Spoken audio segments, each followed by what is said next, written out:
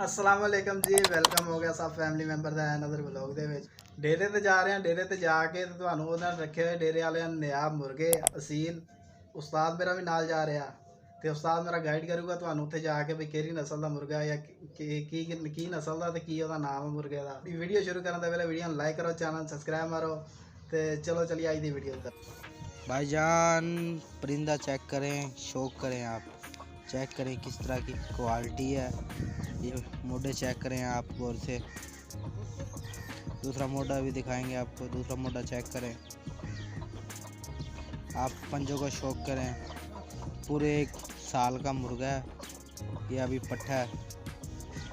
Check करें, खे का शौक करें। छोड़ के देख रहे हैं आप, देखो शौक चेक करें।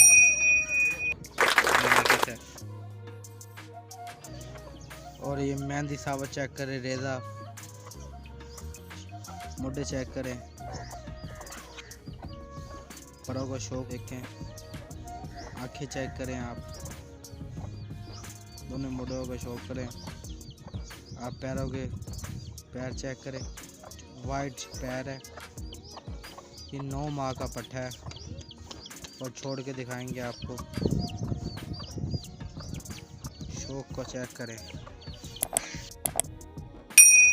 चीना मुर्गा चेक करें आप, इसकी आंखों का शौक करें, इसके मोढ़े का शौक करें। आप गौर से देखें, पल्ले लंबे पल्ले का मुर्गा है। धूम चेक करें आप इसकी, माशाल्लाह फुल जोड़ गाटा फिट है।